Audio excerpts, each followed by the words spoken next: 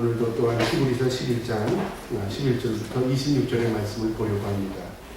히브리 저자는 그 당시 유대인이었던 히브리인들에게 예수 그리스도가 누구인가를 소개합니다. 그래서 1장부터 본론으로 시작하는데요. 예수 그리스도는 천사보다 뛰어나고 예수 그리스도는 우리의 중보자가 되어서 인간 제사장보다 비교할 수 없는 존재고, 또 예수 그리스도는 성경의 어떤 위대한 인물보다도 비교할 수 없는, 그는 신성을 가지고 계신 하나님의 아들이셨다. 곧 그분은 하나님이셨다. 그것을 계속 설명해 나갔습니다. 우리는 그분을 믿음으로 하나님 앞에 나가는 것이다. 또 그렇게 설명을 한 이유예요. 우리가 믿는 대상, 예수 그리스도를 믿는 것, 그것은 믿음이라고 말하는 것입니다. 그런데 이 믿음이 무엇인가를 이제 11장에 와서는 여러 성경의 인물들을 대입하면서 이게 믿음이다 그 말이죠. 우리가 간혹가다 저 사람 믿음 있어, 저 사람 믿음 없어 말을 합니다. 근데 무엇으로 기준을 가지고 믿음 있고 믿음 없다고 말할 수 있을까요? 나름대로 자기 주관적인 생각이 있을 겁니다. 저 사람 교회를 빠지지 않으니까 믿음 있어, 저 사람 교회를 잘 나오지 않으니까 믿음 없어, 이렇게 판단하기도 하고요. 또 어떤 사람은 저 사람 헌금 많이 해 믿음 있어, 저 사람 헌금 못해 믿음 없어, 이렇게 또 판단하는 사람도 있을 겁니다. 그런데 성경은 그런 기준이 아니라는 거죠. 그 모든 것을 배제한다 그게 아니라 성경이 가지고 있는 믿음의 실체, 믿음의 기준은 오늘 나오는 이 히브리서 11장을 통해서 믿음을 우리는 정립해야 합니다. 우리의 눈으로 보는 어떤 현상, 그 다음에 오늘날 말하는 종교 생활을 가지고 믿음을 평가해서 안 된다 그 말이죠. 오히려 우리가 생각할 때 믿음 없는 사람 같은 사람이 믿음 있을 수도 있고요. 반대로 믿음 있는 것 같은 사람이 믿음 없을 수도 있는 것입니다. 신비로운 것인데요. 그래서 천국에 가야 알겠죠. 천국에 우리가 다 들어가면 믿음 있는 사람은 천국에 갔으니까 믿음 가지고 왔군요. 믿음 없이는 갈 수 없는 것이니까요. 그 사람은 왜 안 왔지? 그렇게 말할 때 믿음 없었구나. 그겁니다. 천국에 가야 합니다. 우리가 이 땅에서 믿음을 보일 수 없습니다. 그래서 야고보서는 너는 내게 믿음을 보여라 그렇게 말했죠. 어떻게 믿음을 보이겠어요? 그럼 나는 너에게 믿음을 보일 때 행함을 통해서 믿음을 보이겠다 그랬어요. 내 삶을 통해서 보이겠다고 말이죠. 그러니까 믿음은 단회적이지 않습니다. 그저 내가 지금 믿음 생활 잘했다고 해서 믿음이 연장 지속되는 것도 아니고요. 우리가 주님 만나는 그날까지 마치 사도 바울이 마라톤 경주를 하는 거죠. 끝까지 잘 달려가는 것. 그래서 믿음의 꼬림점에 가서 주님 앞에 받는 상급 멸류관을 바라보고 달려가는 것. 그게 믿음의 길이 아닌가 그렇게 생각합니다. 이 히브리서 11장에 이 히브리 저자는 믿음은 바라는 것들의 실상이요 보지 못하는 것들의 증거라 11장 1절에 그렇게 말합니다. 내용은 이미 다 설교를 통해 설명을 드렸습니다. 한마디로 말하면 믿음은 보는 것, 내가 믿을 수 있는 것 믿는 게 아니라 볼 수 없는 것, 세상 사람들이 믿을 수 없는 것을 믿는 것입니다. 우리가 생각할 때 그러면 믿음 그게 뭐야 그렇게 생각할지 모르지만요. 믿음은 그래서 선물이라고 말합니다. 보이지 않는 걸 믿습니다. 남들이 모두 믿을 수 있는 것을 믿는 게 아니라 믿을 수 없는 사실을 믿는 것입니다. 그런데 이것은 하나님의 선물입니다. 그 선물이 내 안에 들어온 겁니다. 믿어진 겁니다. 내가 어떻게 믿었지? 설명은 안 될지 모르지만 믿게 된 겁니다. 이 믿음이라는 실체가 어떻게 자라고 성장하느냐?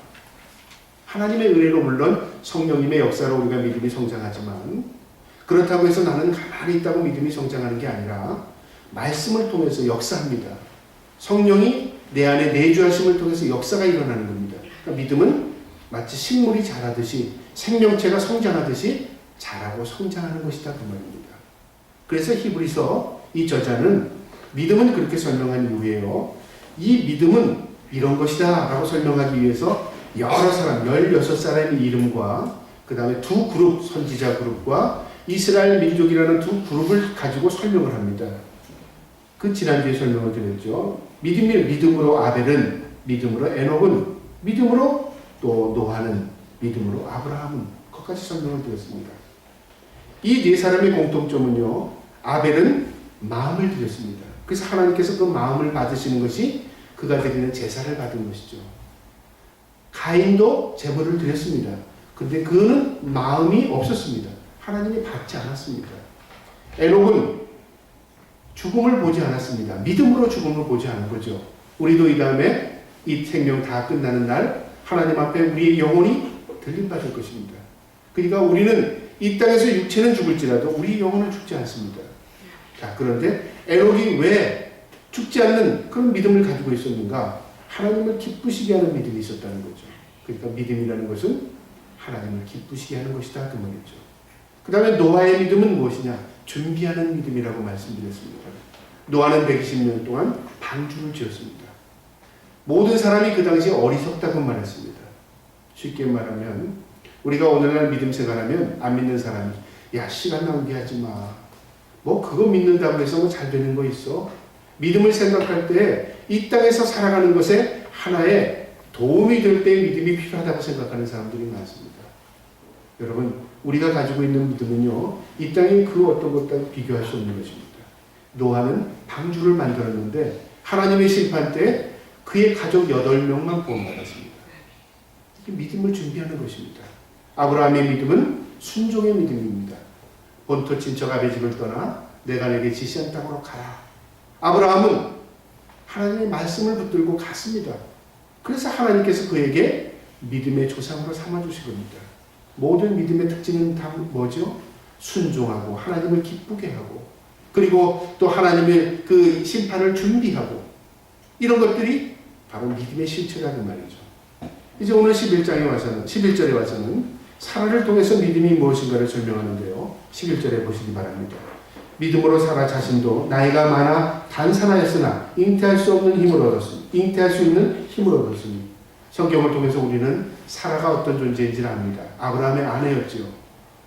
그 사라는 아이를 갖지 못했습니다. 그랬는데 하나님께서 어느 날 천사들을 통해서 너에게 아이를 줄 것이다 라고 약속을 해주셨어요. 그 약속을 받았는데 이게 1년, 2년 후에 약속이 이루어진 게 아니라 무려 10년이라는 세월이 지났지만 아이를 갖지 못했어요. 그 여러 가지 요건이 있었습니다. 기다려도 아이는 없었습니다. 그 다음에 생산 능력도 없었습니다. 나이가 너무 많이 들었습니다. 인간적으로도 불가능했고 이것은 기다려도 안 되는 것이라고 생각했습니다. 그런데 사라는 믿었다는 말이죠. 오늘날로 말하면 어리석기 그지없는 사람이죠. 기다려도 한 1, 2년 기다렸다 안 되면 어떻게 할까요? 다른 거 할 겁니다. 4, 5년 기다리는 건 미련하다고 생각할 겁니다. 그런데 사라는 그렇게 하지 않았다는 거죠. 물론 자신도 육체적인 능력을 다 소진했지만 그것뿐만 아니라 하나님의 약속, 말씀을 붙들었답니다. 그런데 그것을 하나님 믿음으로 봐주신 겁니다. 이것을 신뢰하는 믿음 그렇게 말합니다. 하나님의 약속을 신뢰하는 믿음. 우리가 성경을 하나님의 약속책이죠. 구약, 신약 하나님께서 약속하신 것입니다. 누구에게요? 믿음의 사람들에게. 누구나 이 성경을 읽을 수 있으나 누구나 약속책이 되지는 않는 이유는 이 성경을 읽음을 통해서 성령이 내 안에 이 약속을 받아들이게 합니다. 구하라, 찾으라, 문을 두드리라. 예를 들어서 성경을 읽을 때 그런 말씀이 내 안에 크로즈업됐다고 생각해 보세요. 그러면 어떻게 할까요? 맞아. 하나님 내가 그동안 하나님 앞에 기도하지 못했네요. 하나님 내가 그동안 하나님이 내게 주신 그 환경에서 내가 하나님 돌파하고 찾지 못했네요. 하나님 내가 하나님 앞에 구하지 않았네요. 그걸 깨달았다고 생각해 보세요. 그러면 하나님 이제부터는 말씀을 통해서 내 말씀을 붙들겠습니다. 내가 구하고 찾고 문을 두드리겠습니다. 내 노력으로는 되지 않을 줄 난 압니다. 그러나 하나님께서 구하라고 했잖아요. 찾으라고 했지 않습니까? 문을 두드리라고 말씀하셨잖아요. 나는 그렇게 살겠습니다. 다짐하고 결단하면 뭐가 될까요? 이 약속은 내 약속이 되는 겁니다. 그럼 하나님의 말씀은 내 안에 살아있는 거예요. 누구나 똑같이 읽을 수 있는 것이지만 이 말씀을 내가 받아들이는 순간에 이 약속은 내 약속이 되는 거예요. 그리고 기다리는 겁니다. 야, 어리석은 짓 하지 마. 내 주위의 모든 사람이 그럴지라도 아니야. 하나님께서 내게 주신 약속의 말씀이야. 이것은 무엇으로 설명하겠습니까? 그래서 성경은 설명하는 책은 사실 아닙니다. 설명한다고 해서 이해되는 것도 아니지만요. 설명을 통해서 설득하는 책도 아닙니다. 이것은 성령이 우리 안에서 내주함을 통해서 말씀이 내 안에 역사할 수 있도록 받아들이는 겁니다. 참 신비롭고 놀라운 것입니다. 그래서 말씀이 곧 능력이라 그렇게 말씀하시지 않습니까? 이 사라는 하나님의 약속 말씀을 믿었다는 겁니다. 하나님께서 그 약속대로 이루어지게 하셨습니다. 그래서 10년이 지난 이후에 그가 89세에 아이를 갖게 됩니다. 참 놀랍죠? 아브라함이 100세예요. 전혀 생산할 수 없는 능력, 전혀 인간적으로 해결할 수 없는 그것을 하나님은 아셨습니다. 본인도 알았고요. 그러나 그 약속을 믿은 사라에게 하나님께서 아이를 주신 것입니다. 여러분, 아이 낳았으니까 다 된 것 같죠? 아닙니다. 이것이 사라의 믿음의 시작입니다. 신뢰하는 믿음을 갖게 하는 겁니다. 우리도 인생을 살아가다 보면 믿음을 통해서 신뢰하는 것들이 있잖아요. 그때 하나님이 나 도와주셨어. 그래, 내가 그때 기도하지 못했는데 하나님이 내게 은혜를 베풀어 주셨어. 그런 우리 나름대로 잊지 못하는 기억들이 있을 겁니다. 이 기억을 붙들고 그래, 하나님 살아계셔. 믿음으로 사는 사람이 있고요. 그때 우연이 됐을 수도 있어. 그때 아마 우연히 그런 일이 있었을 거야. 라고 이것을 하나님의 역사가 아니라 우연으로 받아들이는 사람은 어떻게 될까요? 똑같은 일을 당했지만 하나님을 배제하는 게 되는 거죠. 믿음은 무엇일까요? 믿음은 내 삶의 모든 영역을 개입하시고 간섭하시는 하나님의 섭리를 받아들일 때 지금까지 살아온 인생뿐만 아니라 앞으로 살아갈 인생도 하나님께서 함께 하심을 믿게 되는 것입니다. 그게 믿음의 길인 겁니다. 우리는 간혹가다 하나님 보여주세요, 내가 믿지요. 그렇게 말하잖아요. 눈으로 확인하겠다는 거죠. 근데 눈으로 확인한다고 믿음이 생기는 것 같으면 다 보여주면 다 믿음이 생길 겁니다. 근데 사실은 눈으로 보여도 사람이 믿지 못하는 게 참 많습니다. 왜 그럴까요? 우리의 눈에 보이는 게 굉장히 한시적이고 일시적이고 아주 협소합니다. 눈에 보이는 것보다 보이지 않는 게 더 많고요.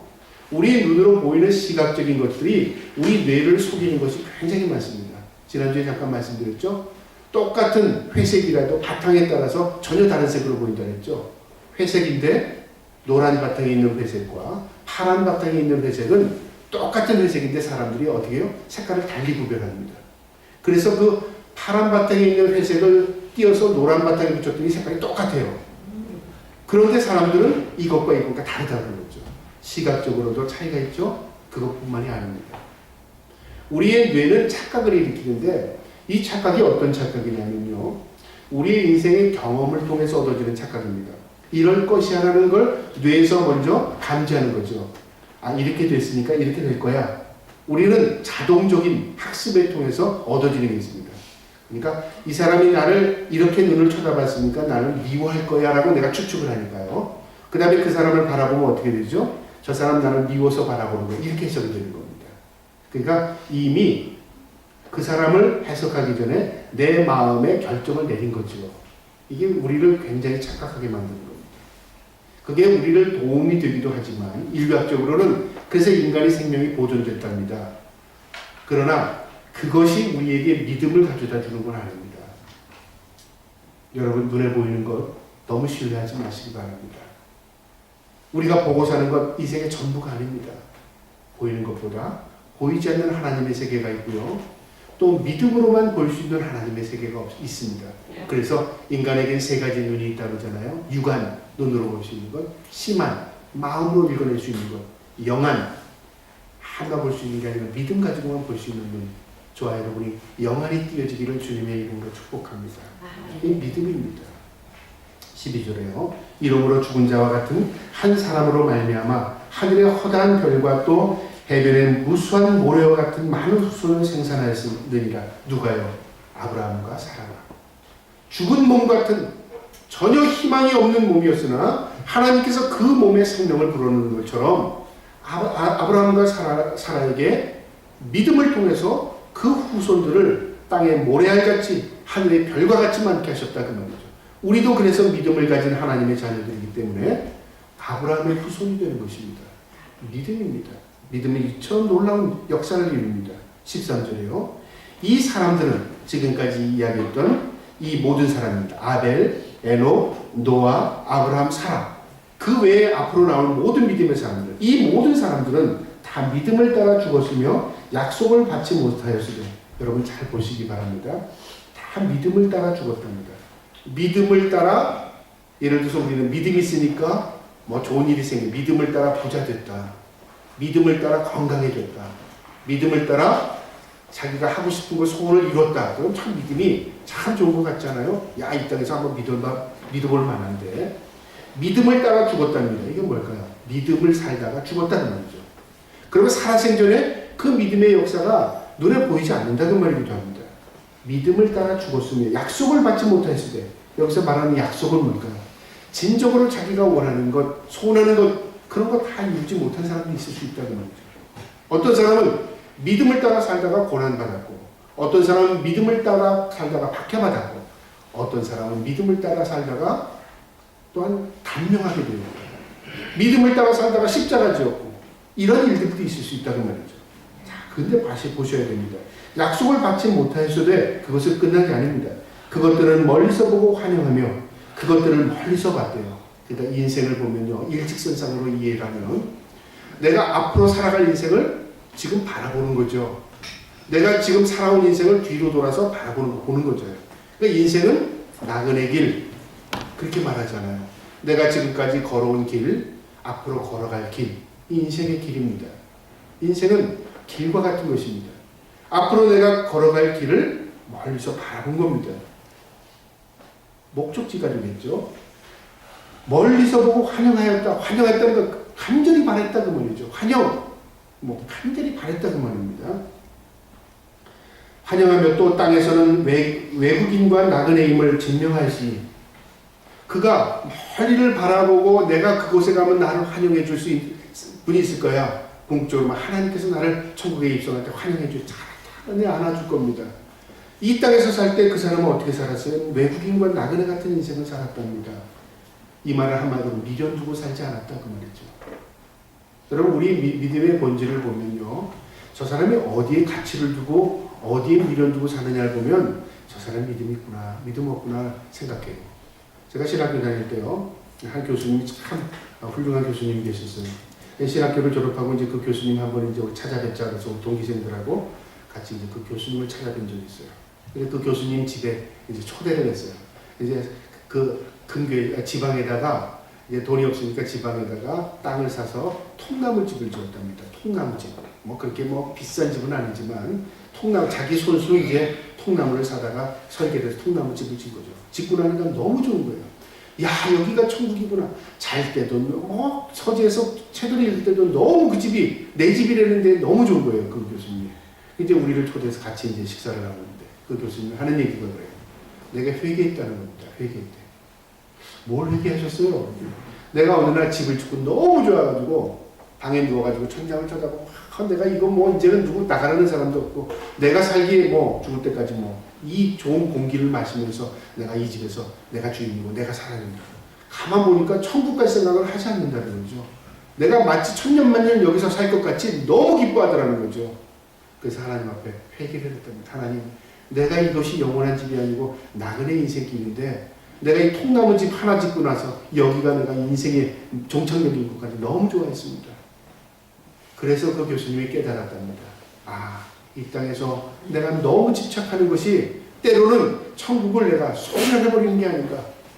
그래서 마음 가운데 늘 생각하기 내가 이 땅에 너무 미련 갖지 말아야 되겠구나. 인생을 회의하는 일이 아닙니다. 너무 집착하지 말아야 되겠구나. 그저 살 때 내가 필요를 하나님께 공급해주는 그 은혜가 있지만 내가 너무 이 땅에서 집착하게 되면 하나님이 주신 내 소망을 잃어버리겠구나. 그걸 깨달았답니다. 여러분, 우리가 이 땅에서는 외국인과 나그네 같은 인생이랍니다. 14절에 그들이 이같이 말하는 것은 자기들이 본향 찾는 자임을 나타냅니다. 그 사람들이 모두 그렇게 사는 거랍니다. 그런데 그들은요, 본향 찾는 자랍니다. 무슨 말이에요? 고향에 아직 도달하지 않고 고향을 향해 가는 사람입니다. 저와 여러분의 본향이 어딜까요? 하나님의 나라 천국입니다. 여러분, 그 고백이 마음에 새겨집니까? 내가 진짜 천국 백성이다. 내가 이 땅에 육신의 장막을 벗어버리고 가면 내가 하나님의 나라에 간다. 그런 확신 가지고 계세요? 여러분, 그 믿음입니다. 그 믿음을 가질 때 우리가 이 땅에 집착하거나 이 땅의 모든 것에 우리가 노예가 되지 않는 것입니다. 15절에 그들이 나온 바 본향을 생각하였더라면 그들이 만약에 아브라함을 한번 예를 드는 겁니다. 그들이 만약에 밖에 나와서 고생하고 가나안 땅에 들어갔으나 황무지였고 아무것도 하나님이 주신 약속의 땅에 왔지만 아무것도 없다고 아예 다시 고향에 돌아가지 않은 마음이 있었다면 돌아갈 수 있었을까요? 없었을까요? 다 돌아갈 수 있습니다. 우리가 오늘날 쉽게 말하면 예수 믿으면 뭐 복받고 예수 믿으면 잘 되고 예수 믿으면 뭐 한데 예수 한번 믿어볼까? 믿었는데 5년 믿고 10년 믿었는데 예수 안 믿을 때하고 별 볼일 없는 것 같아요. 아니 예수 믿을 때 안 믿었을 때보다 예수 믿으니까 더 내게 제약되는 게 많아요. 아 이건 하지 말아야지. 이건 아니지. 이렇게 살면 안 되지. 그러다 보니까 예수 안 믿을 때보다 더 불편한 시기가 있을 수 있다는 거죠. 그러면 어떻게 할까요? 어떤 사람 에이 예수 안 믿고 돌아가자. 유턴 돌아갈 수 있다는 말이죠. 어떤 사람 내가 갈 길이 그 길이 아니야. 내가 갈 길은 이 길이야. 곧장 그 길을 향해 묵묵히 십자가 지고 가는 사람과 뭐가 다를까요? 믿은 건 똑같아요. 동시대에 동일한 장소에서 동일하게 믿었어요. 한 사람은 유턴 돌아갔고 한 사람은 곧장 갔어요. 인생의 결정은, 인생의 결과는 완전히 다른 거예요. 나도 한번 믿어봤는데 여러분 믿어본 게 중요한 게 아닙니다. 저도 과거에요. 사회생활을 할 때 어떤 분이 그렇게 얘기하더라고요. 예수 믿는다니까 그분이 볼 때 불쌍하게 생각하더라고요. 그러면서 하는 얘기, 너무 빠져들지 마 그러더라고요. 그러면서 나도 예수 믿어봤어. 그러면서 얘기하는 게 성경이 아는 지식을 다 끊어내는 거예요. 믿어봤고 나 성경 안다 그 말이죠. 내가 판단하는 경험에서는 그거 뭐 크게 우리에게 도움 주지 않아. 그렇게 얘기하는 분들이 있어요. 그럼 그분은 무엇으로 믿었습니까? 믿음 없이 믿은 거죠. 근데 중요한 게 뭐냐면 사실은 내가 지식으로 믿은 겁니다. 내가 한번 믿어볼까? 이해가 되면 믿겠다 그 말이죠. 내가 내 삶에 뭔가 역사가 일어나면 믿어보겠다 그 말입니다. 근데 그렇게 해서 믿어지는 게 아니라는 거예요. 신뢰라는 건 뭐냐면요. 어린아이가 부모를 엄마 끌어안는 거예요. 엄마가 저리 가 그러면 엄마가 나를 밀었으니까 저 엄마는 내 엄마가 아니구나. 나를 미워하니까 내가 이 집에서 떠나야 되겠구나. 그렇게 생각하는 어린이들이 있습니까? 아이들? 그런 아이들 없습니다. 본능적입니다. 엄마는 밀어내도 아이는 계속 엄마 품으로 갑니다. 왜 그럴까요? 아이가 논리적이라서요? 이해가 돼서요? 내가 엄마 뱃속에서 나온 걸 내가 봐서요? 아닙니다. 본능입니다. 아이에게서의 본능은 자꾸 엄마의 품으로 가는 거예요. 우리의 본능은 뭘까요? 하나님의 품으로 돌아가는 겁니다. 자꾸만. 이게 믿음의 선물을 받은 사람이에요. 그래서 때로는 하나님 우리를 테스트하기 위해서 시련을 주시기도 해요. 때로는 고난의 길을 걷게 하기도 해요. 그런데 중요한 것은요. 하나님이 우리를 놓지 않는다는 것. 하나님이 우리와 함께 하신다는 것. 하나님이 우리에게 피할 길을 주신다는 것. 하나님이 우리를 연단시킨다는 것. 하나님이 우리에게 말할 수 없는 믿음을 공급해 주신다는 것. 여러분 믿으십니까? 네. 신비롭고 놀라운 일입니다. 그 이야기를 지금 쭉 하고 있습니다. 그러면서요. 돌아갈 기회가 있었다. 근데 안 돌아갔다는 말입니다. 16절에 그들이 이제는 더 나은 본향을 사모하니 더 나은 본향이 뭘까요? 이 땅에서의 만족이 아닙니다. 천국, 하나님과 영원히 살 것을 바라봤다는 말이죠. 그러니까 어떻게 합니까? 이 땅에 그렇게 집착되지 않는 거예요. 곧 하늘에 있는 것이라 이러므로 하나님이 그들의 하나님이라 일컬음을 받으심을 부끄러워하지 아니하시고 그들을 위하여 한 성을 예비하셨느니라. 여러분 중요한 말씀입니다. 우리가 이 땅에서 하나님에 대한 소망을 가지고 천국을 바라보고 살더니 하나님도 우리를 부끄럽게 여기지 아니하시고 우리를 위해서 천국 한 성을 예비하셨답니다. 여기 한 성이라는 말이요. 성경 원어로 보면 그냥 우리 동네 정도가 아닙니다. 그런데 이 성이 어떤 성이냐면요. 성에 모아놓고 10명, 20명, 100명 사는 성이 아닙니다. 나를 위해서 한 성을 만듭니다. 나를 위해서. 한 예를 들어볼까요? 하늘의 별이 오늘날은 공기가 안 좋으니까 하늘의 별 보기가 참 어렵잖아요. 공기 좋은 저쪽에서 연천 쪽만 가고요. 지난주에 목사님 만났더니 연천에 이제 우리 점심을 사주시면서 연천 숲속에 들어갔는데 밤에 여기서 보면 하늘의 별들이 굉장히 많이 보인대요. 그 별을 보고 싶더라고요. 별이 쏟아지는 것 같지만. 근데 이 별의 개수가 얼마나 되는지 여러분 아십니까? 인류 역사상 아담 이후로 지금 인류 역사상 인간이 창조된 이후부터 지금까지의 인구가 어느 정도 된다고 여러분 생각할까요? 보통 추정 가능한 숫자는 500억 정도로 봅니다. 그냥 맥시멈입니다. 500억. 별의 숫자는 눈으로 이 가시적으로 치워봐도 1000억 개가 넘는답니다. 놀랍죠? 지금까지 살아온 인생의 모든 수를 다 합쳐도 별 숫자의 반도 안 된다고 말이죠. 그러니까 우리를 위해서 한성, 별 하나, 행성 하나, 지구 하나 하나님 주실 수 있을까요? 없을까요? 비교할 수 없습니다. 우리가 상상이, 우리 머리로 상상이 안 되니까 이해를 못하는 것뿐이죠. 하나님은 우리를 위해서 한성을 예비하셨답니다. 얼마나 놀랍고 얼마나 아름답고 얼마나 신비로운지 모릅니다. 믿음이 사람들이 갈 수 있는 곳입니다. 17절에요. 아브라함은 시험을 받을 때 믿음으로 이삭을 드렸으니, 아브라함의 이 일을 또 반복합니다. 아브라함은 본토 친척 아비 집을 떠났죠. 믿음이라고 성경은 기록되어 있어요. 그 다음에 믿음으로 끝난 게 아니었습니다. 그 다음에 하나님께서 그에게 믿음 위에 믿음을 주시기 위해서 아브라함을 시험하십니다. 그래서 이것을 영어 성경에 테스트 그렇게 나오죠. 우리는 시험, 성경에 보면은 한글 성경에 보면 temptation, test 이게 다 영어는 구별이 되어 있는데 이 히브리어에는 세 가지로 구별이 되어 있습니다. 시험도 다 다릅니다. 근데 우리 성경에 보면 시험이라니까 다 똑같아요. 내가 유혹받는 것도 시험, 내 스스로 당하는 것도 시험, 남이 나를 유혹하는 것도 시험, 하나님이 나를 시험하는 것도 시험, 다 구별이 안 된다고 말이죠.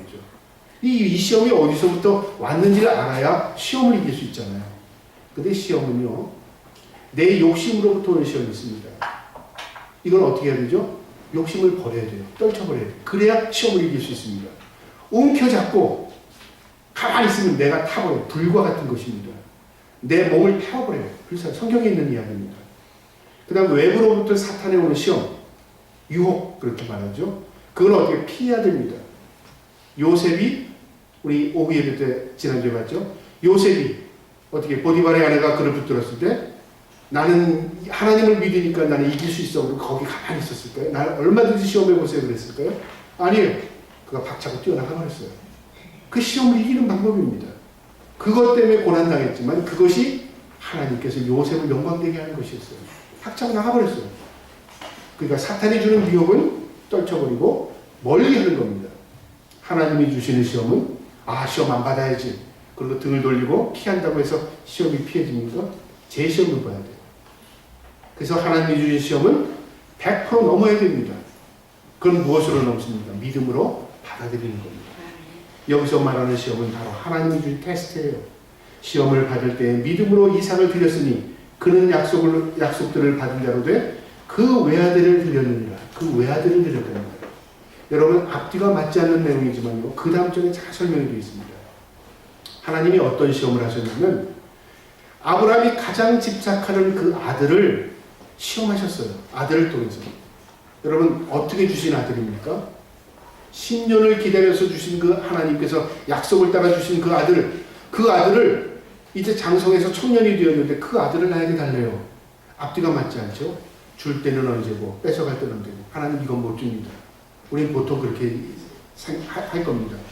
그런데 아브라함은요 그렇게 하지 않았답니다. 왜 그런가? 그 18절에 히브리 저자는 이렇게 설명합니다. 그에게 아브라함에게 이미 말씀하시기를 내 자손이라 칭한 자는 이삭으로 말미암으리라 하셨으니 너 이후에 후손들이 쭉 번성할 텐데 그 후손들이 누구를 통해서 나타나냐면 이삭을 통해서 번성할 것이다.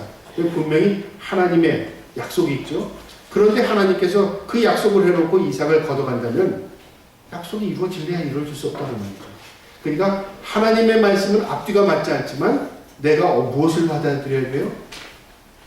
여러분 잘 생각하셔야 됩니다. 하나님, 내가 믿음으로 살면 하나님의 은혜가 있다고 생각했습니다. 믿음으로 살면 하나님 내가 복받는다고 했어요. 믿음을 살면 내가 영원히 생명을 갖는다고 했어요. 근데 믿음으로 사니까 안 믿을 때보다 더 힘들어요. 믿음으로 사는데 왜 이렇게 고난을 당해야 하죠? 믿음으로 살면 세상에 안 믿는 사람보다 좀 나아야 되는데 믿음으로 살니까 더 힘들어요. 주님. 우리 그렇게 현실을 바라보고 원망할 때가 있어요. 그런데요, 아브라함을 보면 알아요. 만약에 아브라함이 하나님 앞뒤가 맞지 않습니다 그러고 절망했다면 그는 다시 원점으로 돌아가는 겁니다. 하나님께서 아브라함을 믿음의 조상 삼을 수 없을 뿐만 아니라 하나님께서 그를 믿음의 조상 삼으려고 한다면 다른 테스트를 또 시작했을 거예요. 우리를 믿음 주신 것은 나는 가만히 있고 하나님이 믿음을 그냥 물부터 부어주셔서 하루 자고 나니까 믿음이 커지고 1년 지나니까 믿음이 더 커지고 10년 지나니까 믿음이 거목같이 됐고 나는 가만히 있었는데 그냥 쉽게 믿음이 자랐다. 여러분 하나님의 불합리성입니다. 믿음은 뭐예요? 믿음이 그렇게 자라는 것 같지만 그렇게 자라지 않습니다. 믿음은 어떻게 자라냐면요. 주시는 분과 받아들이는 분이 함께 일어납니다. 그래서 역사가 일어나는 것이 뭐냐면요. 휴대폰이 그 안에 배터리가 있어서 작동이 됩니다. 배터리가 다 소멸되면 아무리 좋은 휴대폰도 작동하지 않아요. 어떻게 돼야 되죠? 코드를 전기에 꽂아야 돼요. 공급을 받아야죠. 공급을 주시는 분과 받아들이는 기계가 있어야 되는 거죠. 하나님은 우리에게 은혜를 베풀어 주십니다. 나는 그 은혜를 소멸하지 않고 믿음으로 받아들이는 겁니다. 여기에서 여러 가지 역사가 일어나지만 때로는 고난일 수도 있고 때로는 여러 가지 어려움일 수도 있지만 이것을 잘 극복하고 견뎌내면 시간이 되면 배터리가 충전이 되어서 그 코드를 뽑아도 작동하는 것처럼 우리가 믿음이 충만해지면 이제는 어떻게 될까요? 하나님의 계시의 역사가 말씀의 역사가 우리 안에 살아 움직이게 됩니다. 그래서 작동됩니다. 무엇으로 작동되냐면 믿음의 역사로 작동된다는 말이죠. 아브라함은 하나님의 약속을 믿었어요. 앞뒤가 맞지 않는 말씀을 하나님이 하셔도 난 믿었다는 말이죠. 19절에 그가 하나님의 능히 이삭을 죽은 자 가운데서 다시 살리실 줄을 생각하고 하나님이 죽여도 살릴 줄 난 믿었다는 말이죠. 그런데 여기서 생각했다는 말의 이 헬라어 원어는요. 어떤 말? 확신했다는 말입니다. 머리로 thinking, 생각했다는 게 아닙니다. 확신했다. 하나님은 죽여도 살릴 수 있는 분이야. 하나님은 날 다치라고 해도 죽여라 해도 하나님은 무슨 방법이 있을 거야. 나는 방법이 없어. 하나님이 있을 거야. 믿었다고 말이죠. 이게 하나님에 대한 확신입니다. 비유컨대 그를 죽은 자 가운데서 도로 받을 것이니라. 도로 하나님 주실 줄 난 믿어. 여러분 우리가 믿음이라는 것은요. 내가 믿은 만큼 하나님 주신 은혜도 큽니다. 그런데 앞으로 살아가는 인생에서 과거에 주셨던 쫄쫄한 믿음으로 우리를 연단시키지 않고요.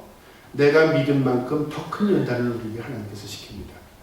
여러분 아이들이 수학 문제를 줄 때 산수를 풀죠. 처음엔 수학이 아니라 미분 적분을 풉니다. 중학교 가면요. 그 다음에 고등수학으로 넘어가면 어떻게 될까요? 그것만 계속 더하기 빼기만 하나요? 아닙니다. 좀 더 머리를 써야 됩니다. 좀 더 생각해야 문제가 풀리는 문제들을 점점 줍니다. 우리의 믿음도 마찬가지입니다. 믿음이라는 게 뭘까요? 그냥 가만히 있거나 쉬운 것으로 우리가 연단된다면 모든 사람들이 다 믿음으로 살 겁니다. 근데 믿음은 모든 사람의 것이 아니라고 성경에 기록되어 있어요. 그럼 어떻게 할까요? 나를 연단시키는 하나님의 손에 나의 삶을 맡기는 것입니다. 내가 붙들리는 것입니다. 지금 이 히브리 저자는요. 이것이 믿음이라고 쭉 설명하면서 아브라함이 말씀을 쫓아간 것도 믿음이지만 그가 나중에 수십 년이나 세월이 지난 이후에 그 아들, 약속으로 받은 그 아들을 바쳤을 때도 그는 믿음을 연단시키는 하나님의 약속이 관해 있었다. 그것도 믿음이었다 그 말이죠. 그 다음에 그 후손들을 쭉 이름을 열거하는데요. 20절에 믿음으로 이삭은 장차 있을 일에 대하여 야곱과 에색에 축복하였고 여러분 이게 이스라엘 민족들에게 주는 축복입니다. 아버지의 축복을 아들에게 하잖아요. 이삭은 두 아들 쌍둥이 아들 야곱과 에서를 축복했어요. 그렇죠? 그런데 그 축복을 할 때 뭐가 내려갔죠? 축복과 함께 제사 물려준 것도 아니었고요. 축복할 때 그들이 건강을 받은 것도 아니고요. 축복한다고 해서 뭐가 달라진 게 아니었습니다.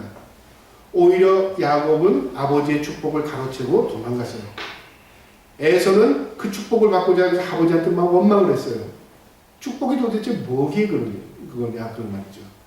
중요한 게 있습니다. 아버지에게 중요한 게 아닙니다. 이 이삭이 하나님을 믿은 겁니다.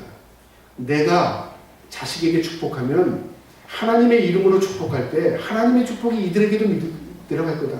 내가 받은 그 축복이 이들에게도 내려갈 것이다. 여러분 우리의 자녀들에게 축복할 때 여러분 내 이름으로 축복합니까? 우리 하나님 아버지의 이름으로 축복합니까? 하나님 아버지의 이름으로 축복하죠. 그게 얼마나 효력이 있는지 몰라요. 저는 건강가정지원센터에 대해서 요즘은 좀 쉬고 있는데요. 상담을 할 때 너무 답답한 부분이 있어요. 아이 문제를 놓고 너무 답답한 부분이 있어요. 근데 믿는 분들이 오면 이런 얘기를 해줍니다. 아이를 위해서 기도 얼마나 하십니까? 제가 기도하죠. 아이가 기도하는 줄 압니까? 우리 아이는 모르죠. 엄마가 기도하니까요.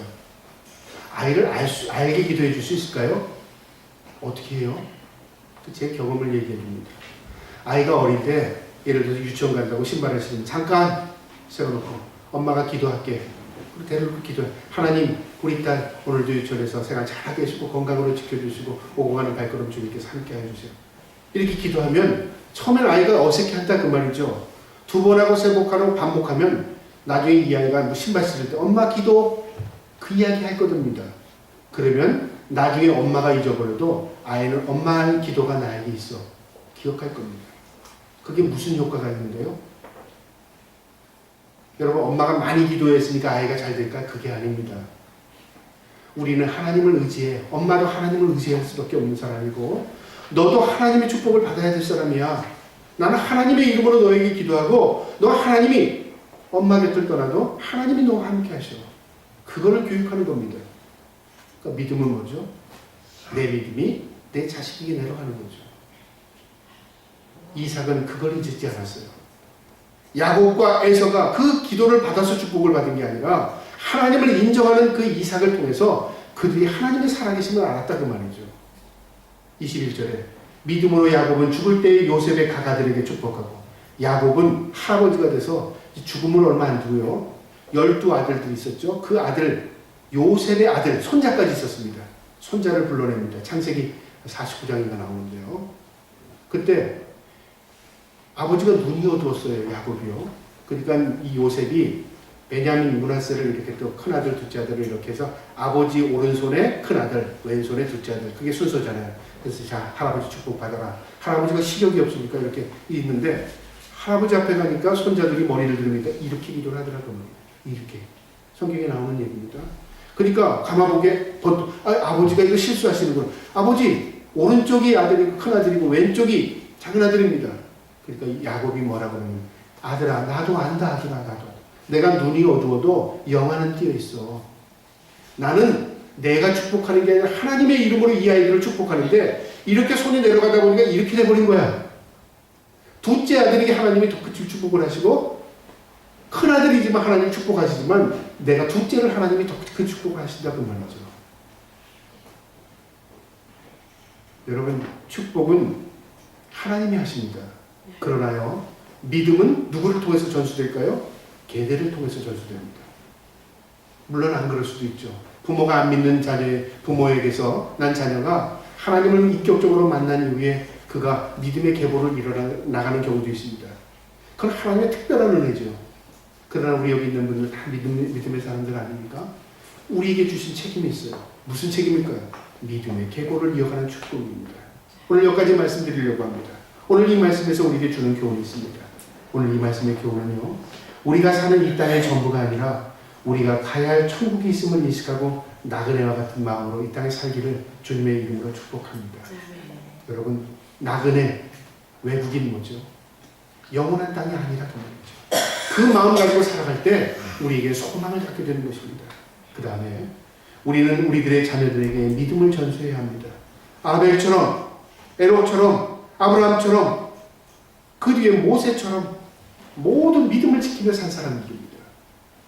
우리의 믿음이 우리의 자녀들에게 가서 더 큰 눈덩이 같이 불어나는 축복이 될 수 있도록 부모님들이 자녀들을 위해서 기도할 수 있기를 주님의 이름으로 축복합니다.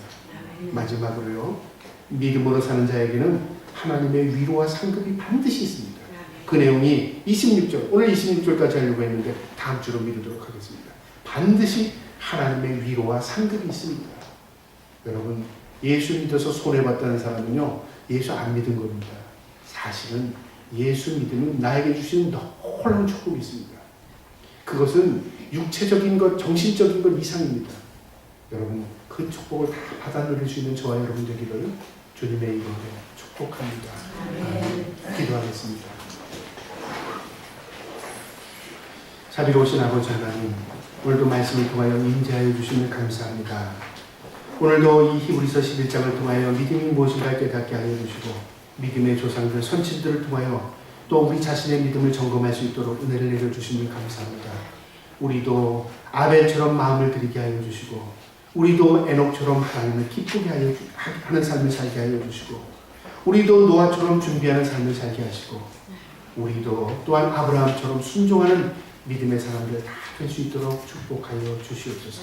감사하며 예수님의 이름으로 기도하옵나이다. 아멘. 찬송하시겠습니다. 이 찬송가 227장 1절 부르고 우리 오늘 성찬식을 전하도록 하겠습니다.